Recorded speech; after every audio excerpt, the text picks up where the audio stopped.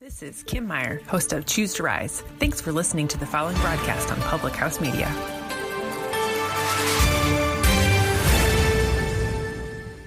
This is Sam Kirby, host of Cinema Stories here on Public House Media. Thanks for listening to the following broadcast on Public House Media. Once you're done with this episode, I hope you'll come check out my show, Cinema Stories, where we hang out and just talk movie and TV news and reviews, and it's awesome. A new show comes out every single Tuesday. Don't forget to subscribe on iTunes so you never miss an episode of Cinema Stories. Thanks again for checking out the following broadcast on Public House Media.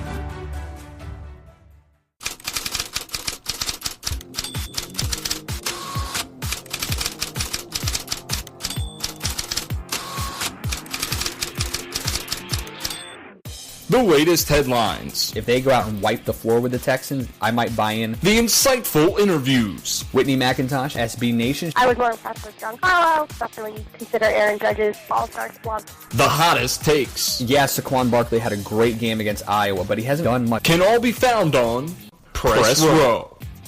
Here's your host. It's clearly time for a change. It's only a matter of time before it happens. Christian Heimel.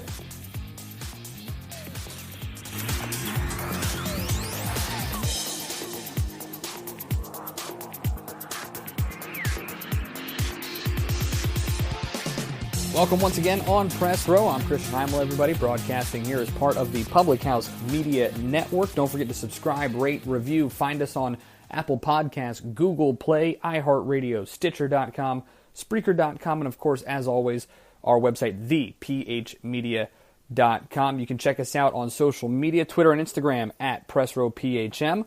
You can email the show, PressRowPHM@gmail.com. Find us on Facebook, Press Row Podcast Public House Media. A lot of fun stuff to get to today. Obviously, we will certainly touch on the craziness of this past weekend in the NFL divisional round. Jason McIntyre of the Big Lead in FS1 is going to join us here in just a little bit to touch on that preview championship weekend coming up, as well as some other headlines in the NFL. The NBA, we haven't really touched on it much throughout this year, but it just it took a turn sideways here over the past week. If you guys haven't noticed, between what happened, especially on Monday, Minnesota and Orlando getting into a fight, Toronto and Philadelphia, Kyle Lowry, Ben Simmons, and then, of course, the debacle and the embarrassment that happened in LA with the Clippers and the Rockets. Oliver Maroney of Dime Uproxx is going to join us. He'll talk about that, as well as who are some of the contenders, the pretenders, as we have hit the midway point in the NBA season, and the trade deadline coming around the corner here in just a little bit. So a lot to talk to here. Obviously, your fan questions we will always take. And again, you can find us on social media and always submit those to us as well. But a couple of things I want to touch on. One of the questions that I answered last week, someone had asked us if we felt that any more big-name trades would be made before the spring training began in Major League Baseball. I said no. I didn't think anything was going to be happening. You were going to start seeing more free agents. But lo and behold, there go the San Francisco Giants making another great trade in getting Andrew McCutchen from the Pittsburgh Pirates. Obviously, the Garrett Cole trade to Houston makes things a little bit more exciting there for the world champion Astros. And listen, the Astros now are a scary team, if they weren't before. One of the better offenses, more well-rounded offenses in all of baseball. Their pitching was good, but it was always something that needed a little bit extra. That's why they went and got Justin Verlander. And now you bring in Garrett Cole. And here's my question with Garrett Cole. You always wonder about how these big-name talents do when they get to a team that has success and they're around those other players. It's easy to be the best pitcher in Pittsburgh. But now to go out and try to be the same guy in Houston, a big ballpark, a lot of home runs get hit there. He gives up home runs in big ballparks a lot, and having to face the American League. This is always my big question. When you go from the National League to the American League as a pitcher, it changes things. It's rare that people go through both leagues and dominate because you got that designated hitter.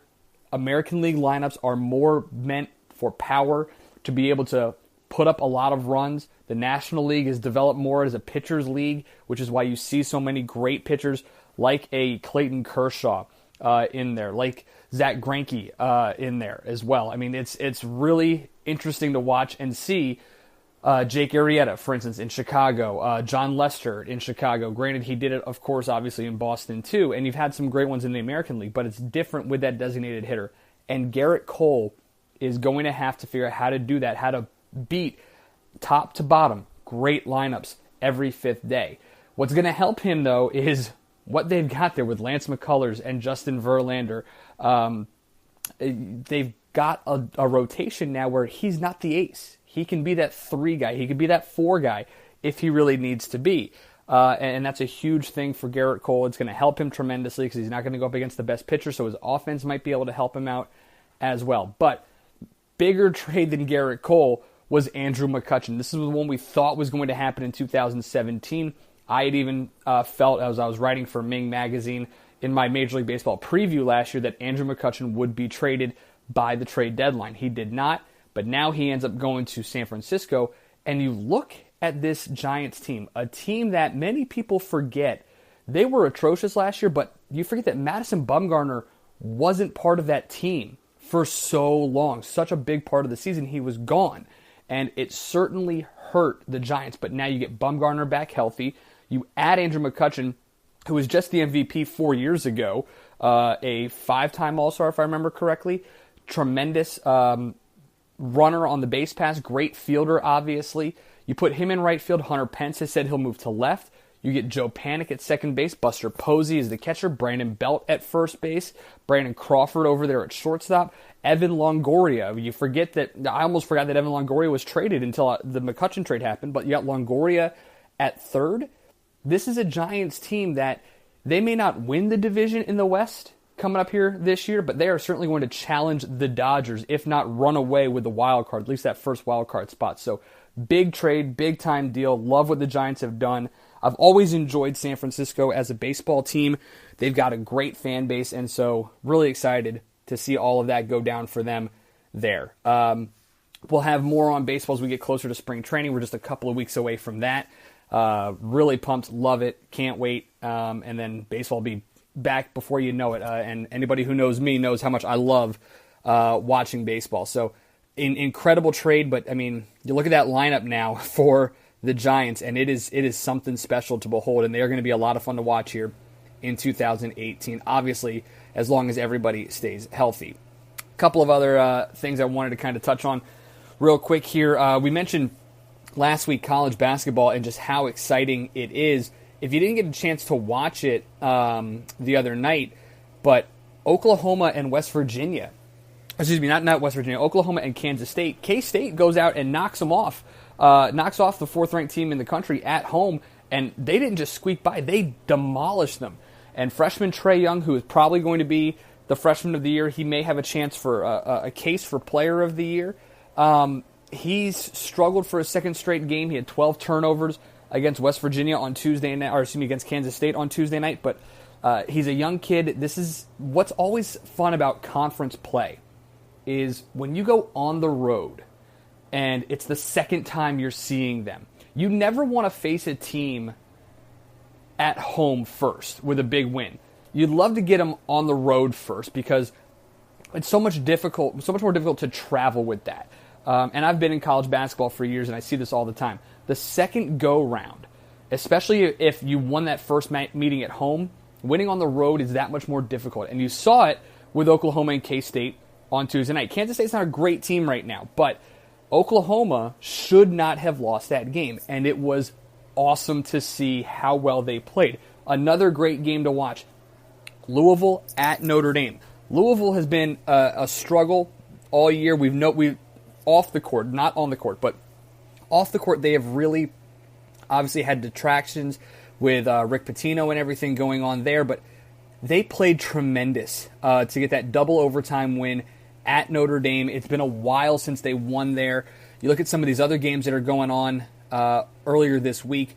It's been a lot of fun to watch. South Carolina beating Kentucky. Again, that's an interesting one to watch. The next time these two teams meet, because that game was in Columbia, South Carolina. So with the Gamecocks winning that one and now 12-6, 3-3 in conference, it's going to be interesting to see what happens when they go to Lexington, Kentucky. Actually, they don't, go to Lexington. So they got a real nice draw there in the schedule is the fact that they don't have to go there. But you look at them, and this will be interesting because they've got Tennessee coming up this weekend on Saturday at home. So watch this game. This is what I'm talking about when I mention Oklahoma and K-State.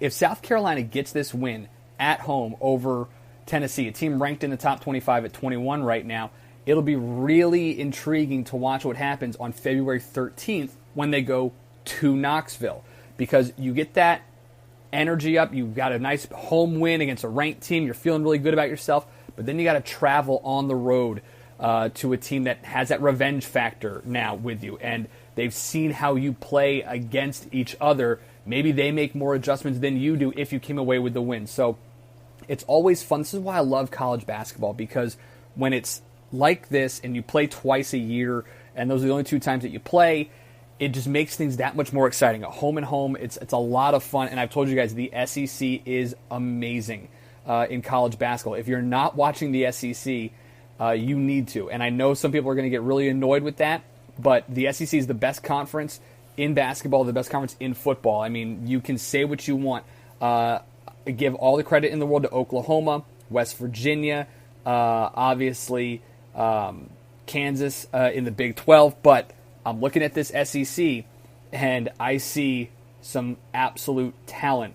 Texas Tech at number 8 in the country. Kentucky at 18. Tennessee at 21. South Carolina is right there looking to get votes. A number of others. This is a fun league to watch, and so many others. We talked about with Aaron Torres last week. LSU went out and beat Texas Tech earlier in this season. So you never know what's going on. I love college basketball. It's a lot of fun to watch, and some of these kids are so much fun to watch. Villanova is just a tremendous basketball team. What Virginia is doing is great. I love how good Purdue is this year. I think Purdue is probably going to be the most exciting team to watch when it comes time for the NCAA tournament. Now, what's interesting about them is you look at some of their wins, and they haven't been that impressive. Yes, they blew out Arizona with a 25-point win. They got a squeaker, a 9-point victory over Louisville back when the Cardinals were ranked. But other than that, haven't really beaten a great program. So they got Michigan coming up in about a week. And then other than that, Ohio State, Michigan State in February. They don't have many ranked teams to play, but I love the way Purdue is playing. Vincent Edwards is great. Carson Edwards is probably even better. But it's a lot of fun to watch this Purdue squad, especially considering how they lost in the NCAAs last year. So really exciting for them. Happy to see all that. College basketball is so much fun to watch, especially in conference play when you've got this home and home, like I said. There is one issue, though, with college basketball, a big issue, and I cannot stand it. It happened over this weekend. I'm going to touch on that towards the end of the show, but when we come back, Jason McIntyre, FS1, the big lead, he joins us and tells us which teams are going to Minneapolis and playing in Super Bowl 52. It's coming up, all in just a little bit on Press Row. Listen to every episode and get the latest shows sent right to you.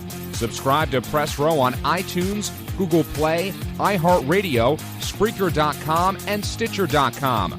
Or visit us online at www.thephmedia.com.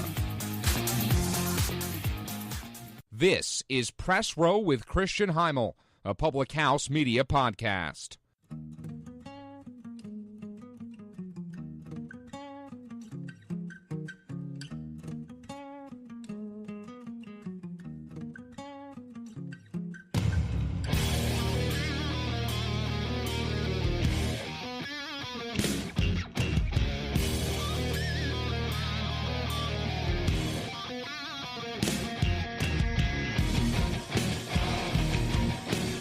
And then there were 4 back on Press Row. Everybody, I'm Christian Heimel here with you as the NFL Championship weekend is upon us. We have a couple of really exciting games: Jaguars, Patriots, Vikings, and Eagles. Jason McIntyre of the Big Lead, as well as FS1, kind enough to join us here on the program. Jason, thanks a lot for the time. Appreciate it.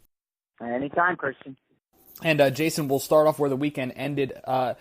Jacksonville holding off Pittsburgh was great. Obviously, the late game excitement between Philadelphia and Atlanta, but Minnesota and that comeback in those final 3 minutes with New Orleans. Take us through what was going through your mind in those final few moments, that final play of just an insane game in Minnesota. Yeah, I've never seen anything like that. A walk-off touchdown at 0, just unbelievable. I will say this, in the last 13 months, I just was looking this up. So the Super Bowl had the greatest comeback in Super Bowl history, right? Decided in overtime, first overtime in Super Bowl history. Then last week, you had the National Football Championship in overtime on a 41-yard TD. I guess a walk-off scenario there. And then the Minnesota one, which was probably the least likely, they get the ball back with 25 seconds. I thought it was just over. I mean, I guess they got a penalty on first down, and it's like, all right, well, Case Keenum can't pull this off. And it was one of those miracles where you're just like speechless. And I believe that's what all the Vikings were. Like, you can't draw up a more lucky ending of a game in, like, the stadium. Like, I could not stop watching the replay highlights for hours after that. It was just unbelievable. And Jason, we now live in a world where it's possible that Blake Bortles and Case Keenum could be meeting in the Super Bowl. What is it about Jacksonville's run this year that has been so impressive to you? Well, I've been one of those rare dudes who's been on the Jags most of the season. And the game that really opened my eyes was actually the season opener. I don't know if you remember, they were facing Tom Savage for a half, and he was terrible. And then they faced Deshaun Watson, and Watson had, I believe, one TD, but, otherwise he was picked off. In that game, in the season opener, Jacksonville looked so fast defensively and hit so hard, they concussed 4 Texans. I believe 2 tight ends were in concussion protocol after the game because of hits from the Jaguars. And I was like, damn, this team can play. These guys, and they were talking trash on every play. And you saw that all season. In that Steelers game, if you go back and look at the first series, I believe the first pass was like an out to Antonio Brown. It was incomplete. A.J. Boye just got right up in Antonio Brown's face, like right after the incompletion, and was talking on the first play of the game. And that's kind of their identity. We are a hard-hitting, trash-talking defense.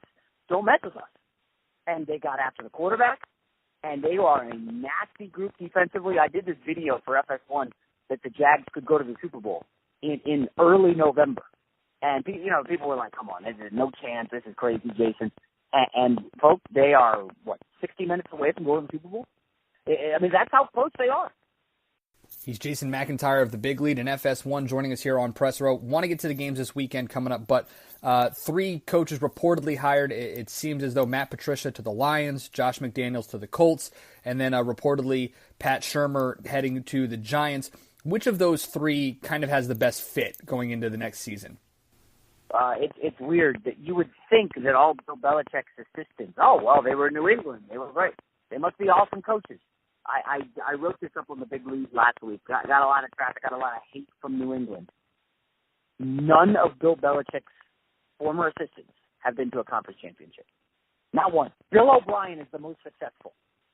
And we know with the Texans he's done it with, bad quarterbacks. But for some reason, the Bill Belichick coaching tree leaves something to be desired. I don't know if that means it was all Belichick or it was all Belichick and Brady, but for some reason, these assistants, whether it's Romeo Cornell, whoever, none of them have really had any success. And I would actually say that I'm not that inspired by the Matt Patricia move in Detroit. This is an offense. It's really turning it into an offensive league, and you're going to go hire a defensive coordinator for the Patriots who I believe they were like bottom 5 in many defensive categories. I don't understand that move. Josh McDaniels is going to succeed, whether it's with the Colts and Andrew Luck or the Titans and Marcus Mariota. There's no doubt there. And what was the other one? The Giants got, Pat Shurmur?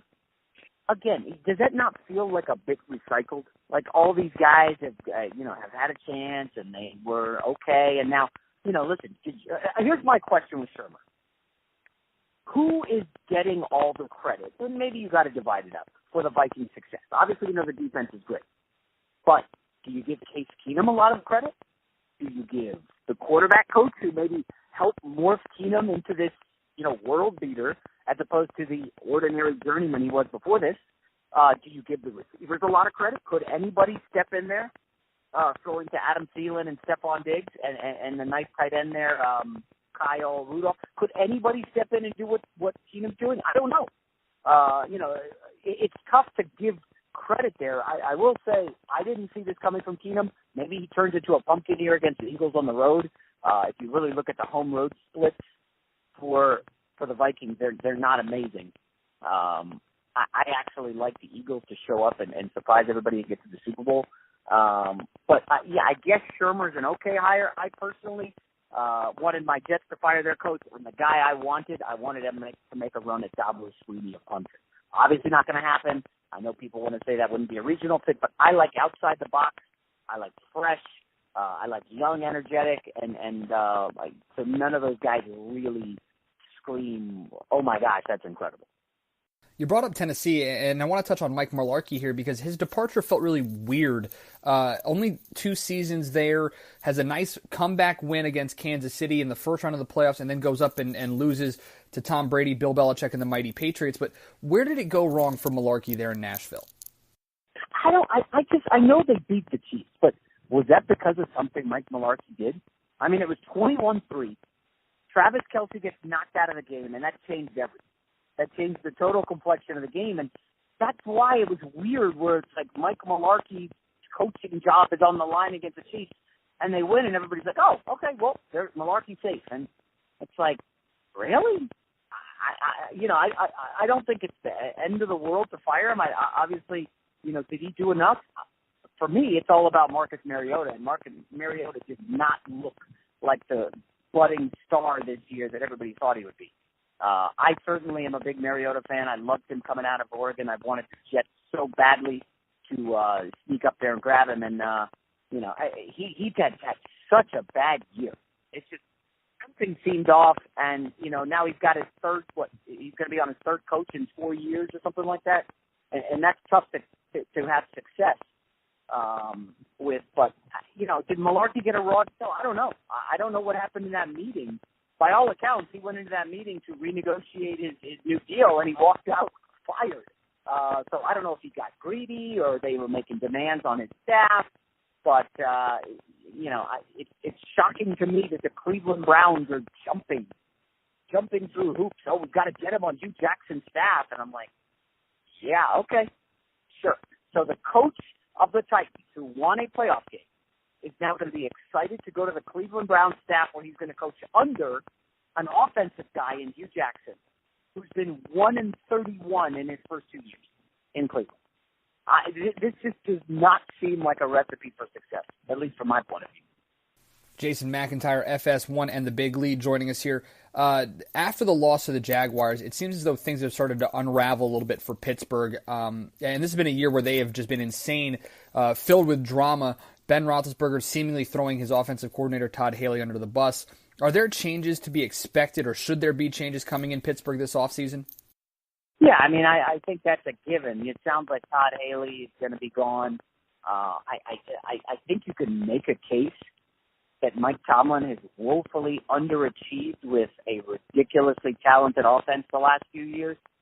And you'd have to wonder, could you replace Tomlin? I think the only problem there is, given his track record, again, it's not like they were awful this year. They just fell apart in the postseason again, and they were unprepared again from the jump in a big spot off a bye week. So unless you've got an A-plus hire, Tony Dungy, someone of that caliber, then I don't think you can fire Tomlin, which means Todd Haley probably is the scapegoat here. And again, they scored 42 points against the Jags. They just gave up 45. So maybe the defensive coordinator, Butler, maybe he gets canned. But obviously you have to make changes. But that team, the line between success and failure in the NFL is just so unbelievable. Remember, this is a team who had New England beat at home with that touchdown. They win that game, they're hosting all playoff games at home. And that changes the complexion of everything. And I think the Steelers, if the rest don't take that touchdown by James against the Patriots off the scoreboard, I believe the Steelers go to the Super Bowl. I believe they were that talented. And I know you could say, well, Jason, come on. They played at home, and they lost at home to Jacksonville. So what do you think? Well, again, it's the opponents, it's the mindset, the confidence, and it just did not work. Since that loss, and of course the loss of Ryan Shazier was massive, look at what the defense did. They couldn't stop anybody. Baltimore ran all over them. I just think it was an unfortunate circumstance, and now you got to deal with, well, how are you replacing your great middle linebacker in the offseason if the defense wants to improve? Let's move on to the games this weekend. Jacksonville heading up into New England. How does this Jaguars team, especially the defense, match up against the Patriots and Tom Brady, who's now going to be playing in his 7th consecutive AFC Championship game? I've lost track, something like that. He's like LeBron in the NBA Finals. I actually think the matchup is good defensively for the Jags. They've got cornerbacks who can press the quarterback, press the receivers, and they can pressure the quarterback with just 4 on the line, leaving the linebackers, who are very good, Telvin Smith particularly. He has the speed, I believe, to hang with Gronkowski. And if you go back and watch last year's playoff game, Houston and New England, they kind of put together a blueprint defensively for how to slow and confuse Tom Brady. You've got to play man, obviously. You can't play zone or you get roasted. And you play man, you get pressure with 4, and you get your linebackers to just really keep up with Gronkowski. If you can do that, you can slow them down. Now, of course, you say that Houston game, why did they lose? Well, Brock Osweiler was awful. But third quarter, it was a game. And, of course, they had the drop touchdown pass by Will Fuller. Fast forward to this year, I just don't know if Blake Bortles against Bill Belichick.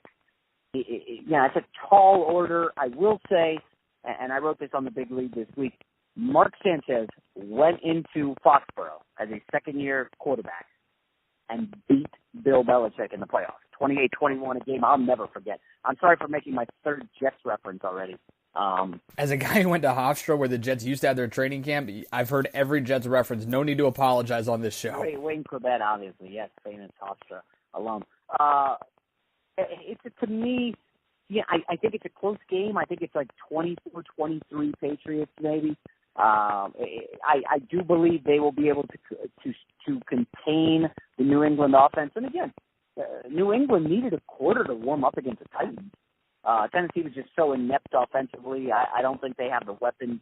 I don't, and then you say, well, does Jacksonville have the weapons? And the answer, frankly, is no. But that defense that Jacksonville has, as long as you can contain Cooks, Amendola, I do believe, and I know it's crazy to say, I do believe Telvin Smith should be able to hold his own against Gronkowski. I think we're going to have a game. I think it'll be a game into the fourth quarter, and I'll just predict the Patriots pull away and get to the Super Bowl. You brought it up a little bit earlier in our conversation, Jason, but you like the Eagles at home this weekend? Yeah, I would certainly take the points. It's the Minnesota victory was something that it's going to take days to come down from. Even the players, they are getting the red carpet treatment in Minnesota all week, and all they're going to hear about is the greatness. Oh, right, we have another game to play. And meanwhile, you've got an angry underdog team, the Eagles, who everyone doubted since Carson Wentz went down, and now Nick Foles is replacing him. And Nick Foles does not look great. Let's be honest, he's looked capable. Capable doesn't usually cut it in the playoffs. But the good thing is here they're at home. And I think ultimately, if you look at the home-road splits for Keenum and the Vikings, there are some discrepancies. At home, listen, this team is lights out. But we're talking about a team that went up 17-0 at home against the Saints and then just went into a shell offensively. And I think we can both agree the Eagles have a better defense at home than the Saints do on the road.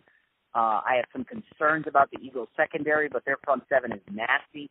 I don't think they'll have much of a running game from Minnesota. I think they can pressure Keenum, and I do think the Eagles will go to the Super Bowl.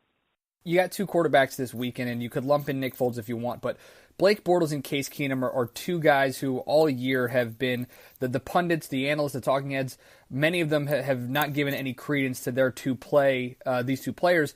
What can these guys do this weekend to maybe not save their jobs, but to at least gain some respect if they haven't done so already this year?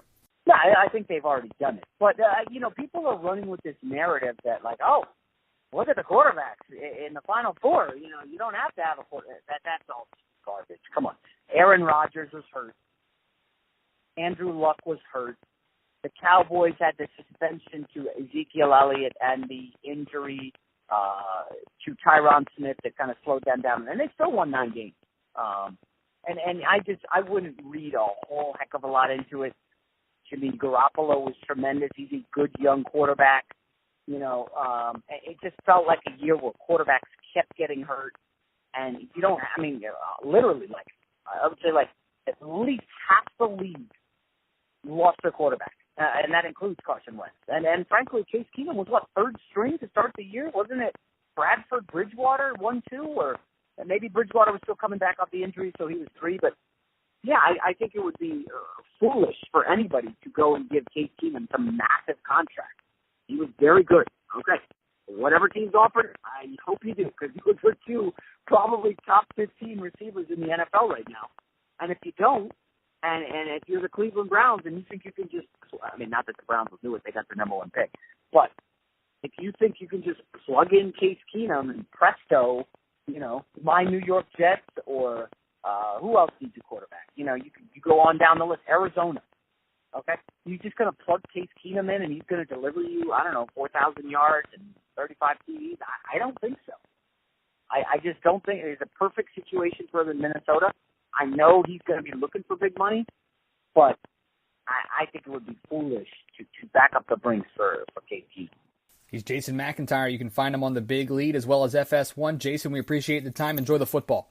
All right, Christian. Thanks a lot. Thanks for having me. All right, that's Jason McIntyre, FS1.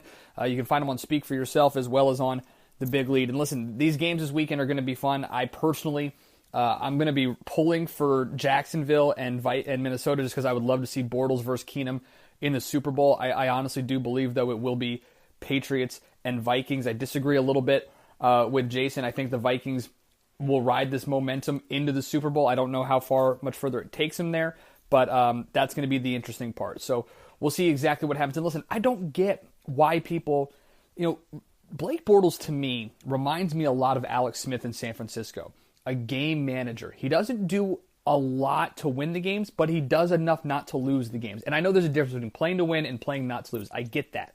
But Alex Smith had a great defense in San Francisco, good running game as well. Blake Bortles, great defense, good running game in Jacksonville. So I don't know why we are just harping on Blake Bortles and calling him this terrible quarterback. He's played well this year. Give the guy some credit. I'm going to be rooting for him this weekend, even though I think that it's no match, and the Patriots eventually go on to obviously yet another Super Bowl and potentially another Super Bowl championship. Coming up here next, when we get back, Oliver Maroney of Dime Uproxx. He will join us to talk NBA pretenders, contenders, midway point through the season, as well as some trade deadline information coming up in the NBA. Want to be part of the show?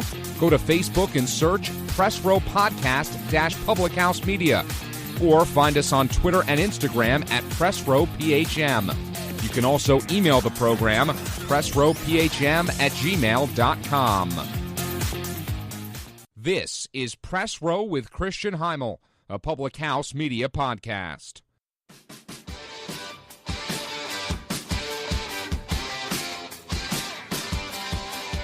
The NBA season a little more than halfway through here as we've got some people jockeying for position in the playoff race. We've got some possible teams on the move in the trade deadline. Oliver Maroney covers it all for Dime Magazine. And Oliver, I want to ask you first real quick before we get to the on-court stuff. Monday was kind of weird. You had 3 games with different altercations. You obviously had Minnesota and Orlando. You had Philadelphia and Toronto, and then Los Angeles and Houston. Where did Monday rank for you in terms of just strange things happening during NBA games across the league? Tops. I mean, it was great. I think I don't think it's great. Let's put it that way. I don't want to set a bad example or a role model here, but I think it added some entertainment value to the NBA. And I know that a lot of people will probably say, well, that's not the way we want to see it and all the rest of it. But I think that really shows, basically the character that people have doubts about. A lot of time you hear all these old-time players come out and say, they're not as tough, they're not as physical, they don't go to battle like we used to, things of that nature. And I think, the past few days have given us kind of an indication that may not be the case. And I like it for that sentiment just because I have felt for a long time that the NBA is in the best place it has been in a very long time. And I think, the play, the style of play, the players that are playing in the NBA, the caliber of player is much higher than it used to be. And so, like I said, as the game grows and improves, I think seeing the competitive nature and spirit of these players is somewhat of a good thing. Now, obviously, you don't want to see people swinging at people's heads like Aquala did the other night, or going into locker rooms. That's not something we necessarily want to hear about or see, or in any case, really. But like I said, I think it does prove the point of, I don't think the NBA is quote-unquote as soft as people make it out to be.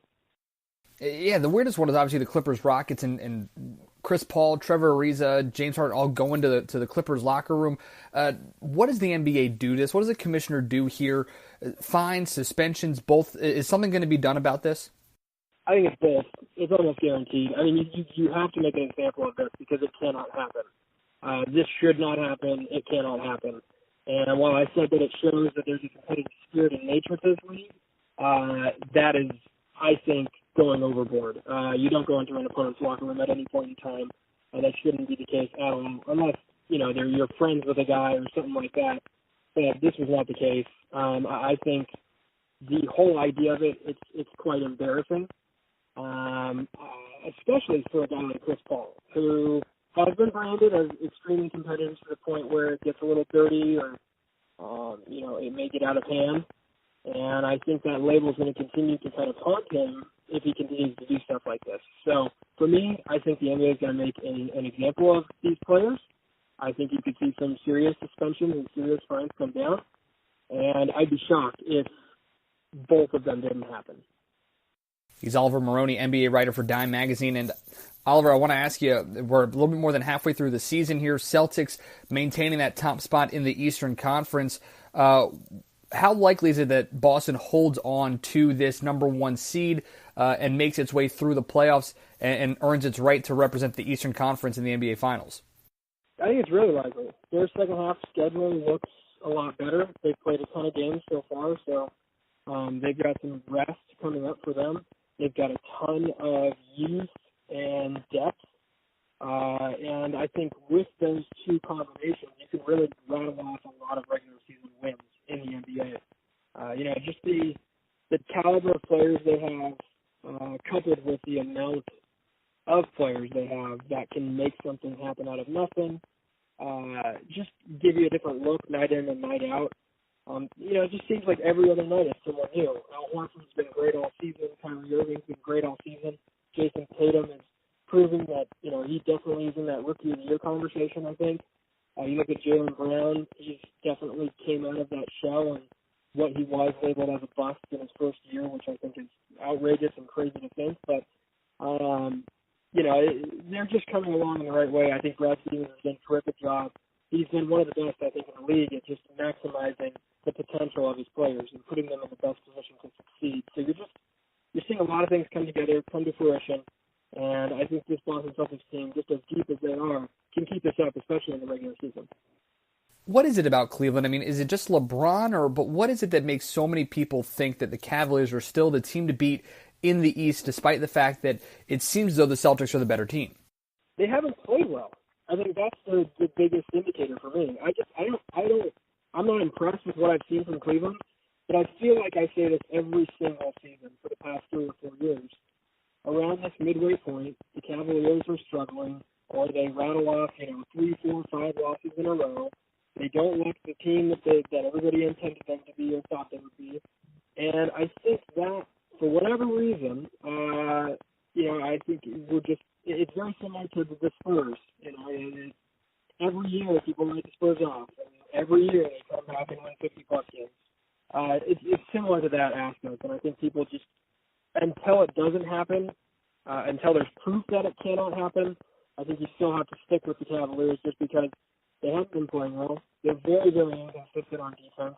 And I think, the Isaiah Thomas coming back, his injury, what that means for them later down the road, along with a potential trade or two.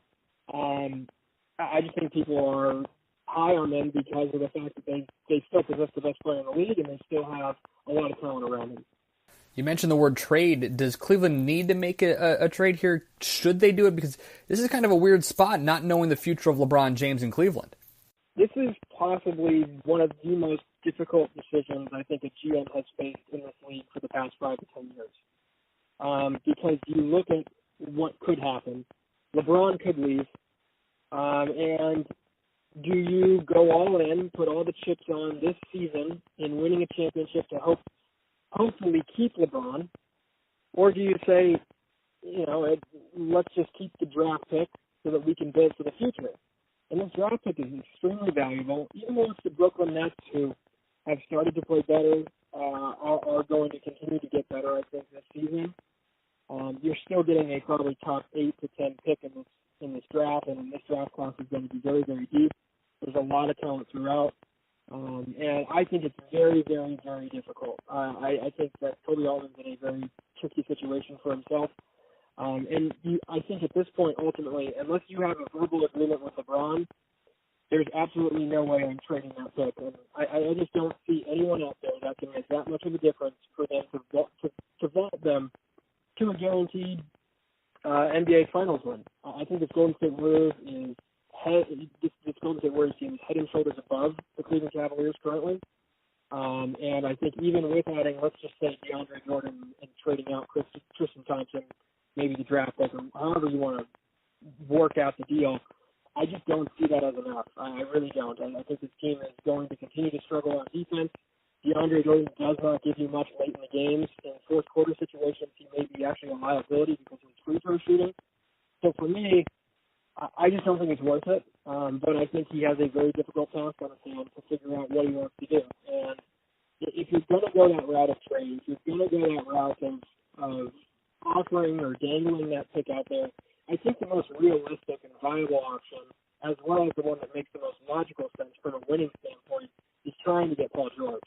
Because Paul George is a difference maker, and we've all seen what he can do in the playoffs. His defensive ability, guarding anywhere from Draymond Green to Klay Thompson, is special.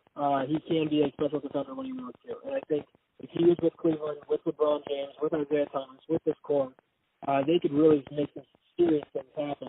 It's just a matter of, for me, do you make that risk and, really, with no guarantees of winning an NBA championship, and then what does Paul George do? If you end up winning the championship, Paul George still may end up leaving and going to LA. He's got a player option, which is great for Cleveland because it would give you an advantage if you did win a championship and you wanted to run it back one more year, supposedly. But there's just so many question marks, like I said, are surrounding LeBron, the future of Paul George.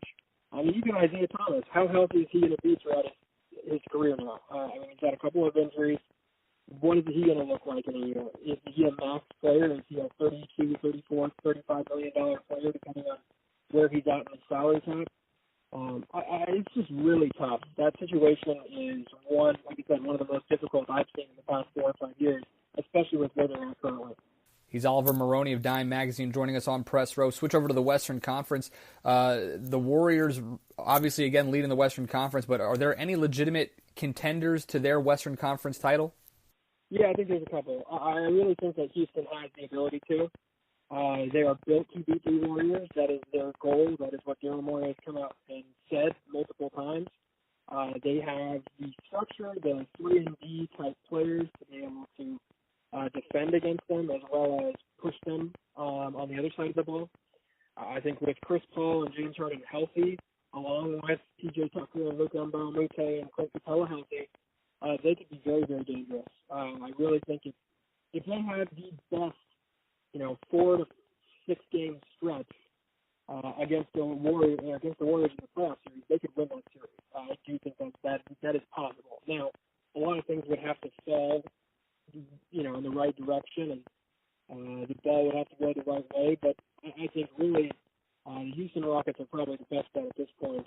Even over the Cavaliers or another Eastern Conference team potentially in the finals. But if there's another team out there, I think Minnesota poses some threats if they can put it together. Jimmy Butler is an excellent player. He can defend a lot of different positions. They've added to their bench, and like Jamal Crawford, he's been very, very good against the Golden State Warriors historically. So if they must up in a playoff series, I wouldn't be surprised if they give them 6 or 7 games. And at that point, I mean, that's, I guess, the only scenario I see where the Warriors could falter to a lesser opponent is if the Warriors get stuck in a first-round matchup, let's say, to the Minnesota Timberwolves or to the Oklahoma City Thunder or even the Portland Trail Blazers or someone like that who can give them, 5 or 6 tough games. And Curry goes down with an ankle injury or needs to sit out, or one of the big four needs to sit out for a few games. That's where I could see this all kind of fall apart for Golden State, just because if you're playing that tough, the possessions are just much harder in the playoffs than they are in the regular season. And even if they won that series, then you have to go up against Minnesota or against Houston, and a potentially well-rested Houston or Minnesota. So those are the only real scenarios that I could see where Golden State would falter, but they definitely have the upper hand on anybody else. Biggest name dealt at the trade deadline will be who? At this point, I think DeAndre Jordan's probably going to be the guy if there is going to be anybody. There's too many rumblings around the league that he's not happy there, doesn't want to be there, or just wants a new start. So I think really that's probably the guy.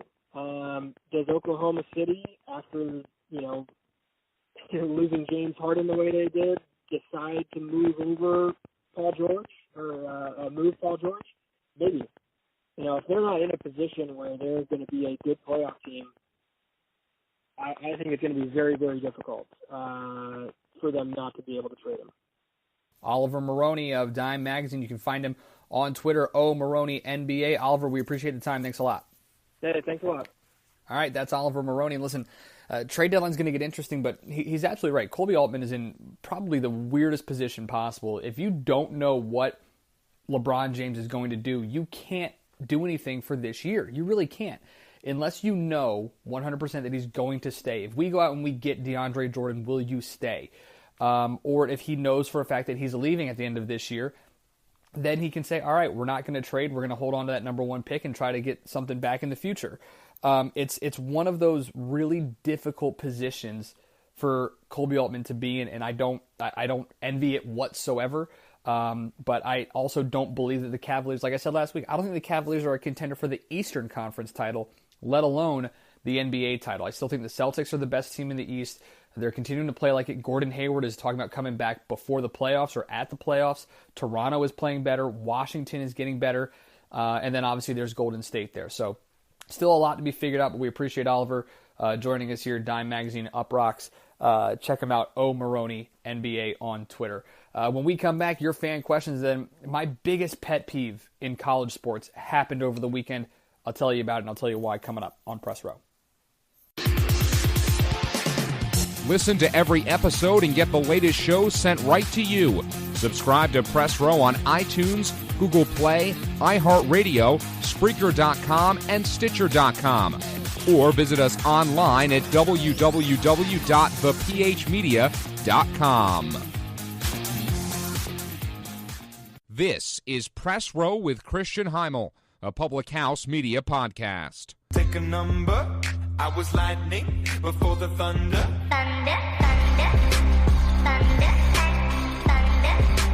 Final few moments here on Press Row, here on January 18, 2018. Christian Heimel here with you guys, broadcasting as part of the Public House Media Network. Want to thank you guys so much once again for being a part of the show. Don't forget to subscribe, rate, review, share us with your friends and family. We are on Apple Podcasts, Google Play, iHeartRadio, Spreaker.com, Stitcher.com, and of course, thephmedia.com. You can send us your questions or comments, whatever you'd like to. You just want to get in touch with the show on social media. Find us on Twitter and Instagram at PressRowPHM. You can also find us on Facebook, PressRow Podcast Public House Media, or you can email the show, PressRowPHM@gmail.com. You want to check me out and interact with me on Twitter, you can find me at Chris Heimel. Answer your guys' questions as we do every single week. Joe in New York wants to know, could the best college football team, let's say Alabama, beat the worst NFL team, the Cleveland Browns? Listen, this is an argument we have all the time, and I remember when it started in the early 2000s, with those Miami Hurricane teams, the Sean Taylors and Peter Boulwares and all those guys, the late 90s and early 2000s, and the Cincinnati Bengals. Could the Hurricanes actually beat the Bengals? And people were legitimately putting bets on this, and this could actually happen. Here is why no college team, no matter how good they are, I don't care how good Alabama is, I don't care how good Oklahoma, Ohio State, Clemson, Auburn, Georgia, I don't care who they are. No college team will ever beat an NFL team for one reason only. That NFL roster has 52 NFL players. That college roster does not. It might have 10, but at some point when you get into the backups, when you get into the reserves, those special players, special teams, those are all NFL caliber players. They're in the NFL for a reason.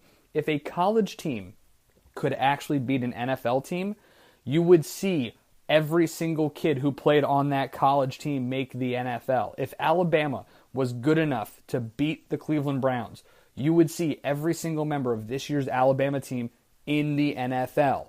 That's not the case. There's a reason for that, and that is because not every kid at the collegiate level, no matter how good the team is to the same caliber of their exact counterpart in the NFL. It's why we have this conversation of who is a better coach, Bill Belichick or Nick Saban, who's the greatest actual football coach.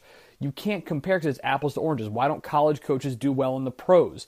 Outside of Larry Brown with Philadelphia, outside of Pete Carroll in Seattle, because it's a different mindset. It's a different way of living. How you actually train your players, how you recruit your players, get your players are completely different in the NFL and in college, and it's the reason why no NFL team will ever lose to any college team. It does not matter. It cannot happen.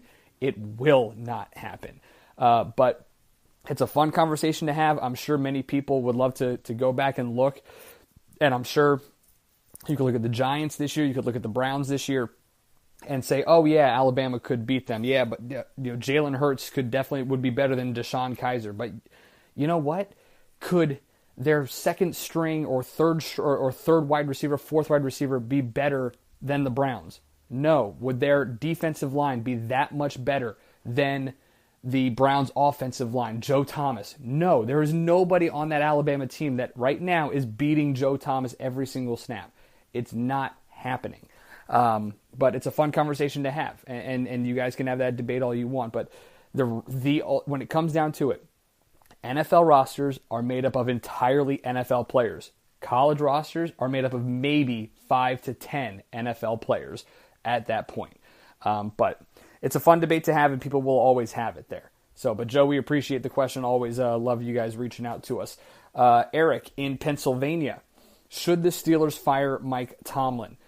Look, we talked about this with Jason McIntyre, and I don't know what's going on in Pittsburgh. It's been an absolute soap opera for the last couple of years there in Pittsburgh. But I have a feeling about Mike Tomlin the same way I do with regards to Marvin Lewis in Cincinnati. Marvin Lewis has been to the playoffs 7 times, has not won a single playoff game in those 7 trips. 15 years in Cincinnati, 7 trips to the playoffs, 0 playoff wins. It's different for Mike Tomlin. He's always in the playoffs, but winning division titles. But this is the 6th time in the last 7 years they have failed to get past the divisional round. And it's tough to do that and say that it's not the coach's fault. At some point, when you've got this amount of talent, Ben Roethlisberger, Le'Veon Bell, Antonio Brown, Juju Smith-Schuster, Martavis Bryant, so many others, and I understand that the injury to Ryan Shazier hurt the defense, but at some point, you can't tell me that the coach is completely absolved from any wrongdoing. If he's been there, at some point, you need to make a change. It happens all the time. And unless you win multiple Super Bowls, you're not going to be able to just stay there and be the best. I mean, yes, he's got 2 Super Bowls there, but at some point, you've got to make a change. Fresh eyes, fresh mindset of thinking. It's not the wrong move. Now, listen, I think there needs to be a come to Jesus moment with Todd Haley and Ben Roethlisberger before anything else. But you can't, if you're Mike Tomlin and you're the Pittsburgh Steelers, at some point, just getting to the playoffs isn't enough. You've got to actually win. And Mike Tomlin's been there long enough where he should be able to do that. It's why Bill Belichick has a pass for life. He's been to 7 straight AFC Championship games. 7 straight come this weekend. He's won 5 Super Bowls. Yes, Brady's been a big part of that. But you know what? The Steelers are just as talented as Pittsburgh and as New England. And at some point, just getting to the playoffs isn't enough. So I don't know if he needs to be fired this year, but there needs to be a serious conversation between Steelers ownership and Mike Tomlin that something has to change, because just getting to the playoffs isn't going to cut it anymore. And then let's see here. What other questions do we have? Let's see. This one.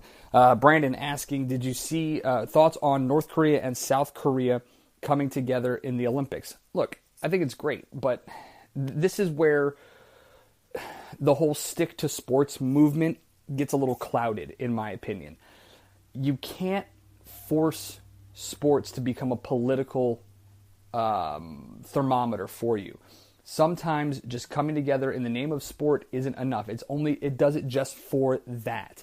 You look at the 1980 team. Winning the U.S. hockey team beating Russia in 1980 didn't end the Cold War. It didn't. They tried to do it in the movies with Rocky beating Drago. But when you look at it, you can't force things upon sports to be this great melting pot to bring us all together. It happens. It does. And it's great. But when you start forcing the action like that, it becomes kind of an issue. I think it's great. I don't know what it means for North Korea. I don't know what it means for U.S. relations with North Korea. I don't think it means anything. It's a great thing and it's just the women's hockey team right now. That's all it is. It's the women's hockey team. They're going to walk together under a unified flag. I think that's fine. It's great. It shows that maybe there's at least hope for the future, but it's not going to change anything in the next couple of weeks when the Olympics actually begin. But we always appreciate your guys' questions. As always, you can find us on social media, Twitter and Instagram at PressRowPHM. You can find us on Facebook, Press Row Podcast Public House Media, or email us your questions, pressrowphm@gmail.com. Want to end the show with probably my biggest pet peeve in college sports. This is the one thing that annoys the living hell out of me. If you guys didn't see it, and you see it at least once a year, it always happens. This was a couple of days ago. Let's see. This was this past Saturday, the 13th. Texas Tech in the Big 12, 8th ranked team in the country, hosting West Virginia in the Big 12, 2nd ranked team in the country. Texas Tech wins 72-71. They beat the number 2 team in the country. And the kids storm the court. What are you doing? There needs to be guidelines that are sent out to every single college student that shows you just exactly how to handle a court storming. Court stormings should not happen when it is 2 teams ranked in the top 10. I don't care if it's the first time you've ever beaten a ranked opponent or it's the highest ranked opponent you've ever beaten. I don't care. You are the 8th ranked team in the country. Play like it. Act like it. Don't just storm the court so that you can storm the court. Too many bad things happen. First time Texas Tech ever won a top 10 matchup. Who cares? It's great for your program, but students, security, you guys need to understand that they make you look stupid. They make you look dumb. Court storming should happen if all 3 criteria are met. Number 1, it's an unranked team beating a top 25 team. Number 2, it's at home in conference play or with a championship on the line. And number 3 is it's a rivalry. Those are the 3. All 3 criteria have to be met. Just because you beat your rival doesn't mean anything. Congratulations. Tennessee can beat Florida all they want, or Notre Dame can beat USC all they want, but you don't storm the court or storm the field. If you're the number 1 team in the country and you lose to the number 3 team, that number 3 team shouldn't be storming the field. Alabama's fans shouldn't be storming the field when they beat Clemson, or Texas Tech shouldn't be storming the court when they beat West Virginia. Whoop-de-doo, you're both ranked in the top 10. And then if it's a non-conference game, unless it's like Winthrop beating Duke or Villanova, go for it. Storm the court. But you're never going to get those games at home in non-conference. You're never going to be that small guy that does it. Hofstra earlier this year, if they had beaten Villanova on Long Island, great. Go and storm the court. But you know what? Don't do it just to do it. I don't care if it's the first time it's ever happened. If you win a conference regular season title at home, maybe I could see that. But when you're a top-ranked team in the country like Texas Tech was, it makes you look stupid. Act like you've been there before. You're a lot better than that, Texas Tech. And I know it's not the students. I'm not putting this on the student athletes. I'm not putting this on the coaches. I'm not putting this on the players. It's the students. The student body needs to understand it. Student bodies have lost what it means to be a fan while you're a student.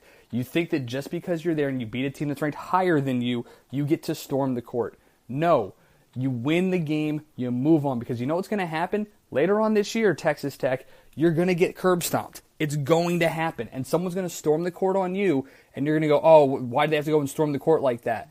Well, guess what? Because you guys went and stormed the court when you beat the second-ranked team in the country, and you really probably didn't have to do that. So I feel no sympathy when that happens. It could happen. It could literally happen against Iowa State coming up this weekend. It could happen. So karma comes around like that. Don't storm the court just because you beat a team that's ranked 6 spaces higher than you. And you're not even really conference opponents. Don't even get me started on West Virginia in the Big 12. It just don't. But at least enjoy the win. Enjoy the win. Don't storm the court. Too many things can happen. Too many people can get hurt, can get injured. Bad things happen when you do it. Unless you are going to be the unranked team or win a championship or it's a rival. Those are the 3 criteria that have to be met. That's not a legitimate court storm. I'm sorry, and it just makes you look dumb. All right, now that I got that out of my system, we'll wait another week to get back into it. But as always, you guys, we appreciate you being a part of the show. Find us on social media. You can subscribe, rate, review, share us with your friends and family. As always, Apple Podcasts, Google Play, iHeartRadio, Spreaker.com, Stitcher.com, and of course, thepHmedia.com. Want to give a big thanks to Jason McIntyre, FS1 in the Big Lead, joining us talking the NFL. And then, of course, Oliver Maroney of Dime Uproxx talking NBA here this week as well. I'm Christian Imel. Until next week, we'll see you on Press Row.